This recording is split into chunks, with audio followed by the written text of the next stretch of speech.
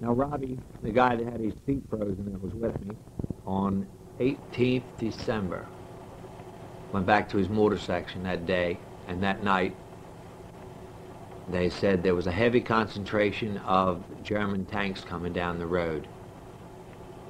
And the lieutenant in charge, who shouldn't have really been in charge,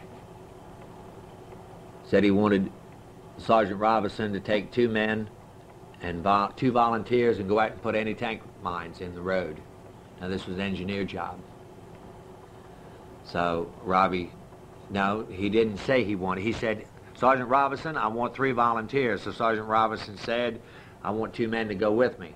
They went out on the road. The first mine that Robbie set, he pulled the safety horseshoe off. The mine went up in his face and blew Robbie in half. Yeah. And he was the same guy that said on the way over on the ship, and I would say, if I get back, he says, never say if. Say, I'm coming back. And we were on the line from 9th of November to the 18th of December when he got blown in half. So anyhow, the outfit received a Presidential Unit Citation because it was completely surrounded by Germans. It had infiltration of Germans who spoke perfect English, were dressed in American uniforms, who drove American Jeeps, and you would go back, work your way back to get supplies and bring them up front, and you'd run into a couple of guys on the road, and you didn't know who they were, so you'd start asking them goofy questions like about baseball, about funny papers, and all this kind of things, and a lot of them were raised in Brooklyn or someplace where they knew the answers, but somewhere in the conversation you would get the idea that they weren't who they were supposed to be, so you shoot them because they were Germans in American uniforms. And this was all up and down the line during the Battle of the Bulge. And we went back down through where the 393rd Infantry had been, which took really the heaviest part of the armored attack, and went back up in through the Hurtgen Forest,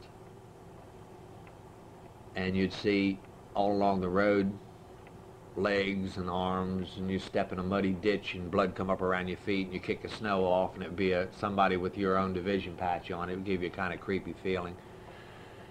We went up through there and stayed there, and then we backed off again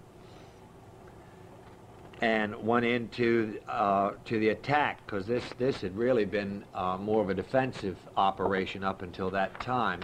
And then we got involved in cleaning up the Ruhr pocket. We would receive newspaper clippings that were written up at home, what a easy situation this was, and there was nothing going on, and how the enemy was surrendering, but not a one of them surrendered unless they were forced. We were pulled into the first town.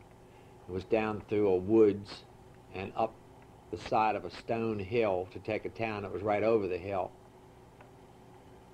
Scrub trees about 8 or 10 feet high, and we had bypassed a German anti-aircraft gun in the woods and didn't know it. And after about 2 hours of digging in the stone, this anti-aircraft gun opened up on us from the back, and it was dropping 20-millimeter shells in, and they were breaking into trees, and it were raining shrapnel down on us.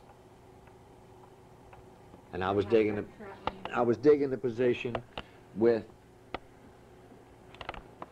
the heck was his name? Carl Graffunder. Carl Graffunder was a taxi cab driver out of New York. And when the shells started popping, we didn't realize what they were. You couldn't understand what it was because these explosions were right over top of your head. They were small pop, pop, pop explosions. So Carl hit the ground in the hole. I jumped over him and hit the hole. It was raining. Carl got one in the middle of his back. And after the barrage was over, well, during the barrage, he says, "Boy, I've never felt like this before. Man, my legs won't move." I said, "That's all right, Carl. You never hit in the back before. You'll be all right." When the barrage was over, I carried him down to the nearest road junction where we pick up an ambulance, but he was dead by the time we got there because the shell had hit him right in the middle of the back and broke his back. I had 27 shrapnel holes in my poncho. That was up over top of me like that.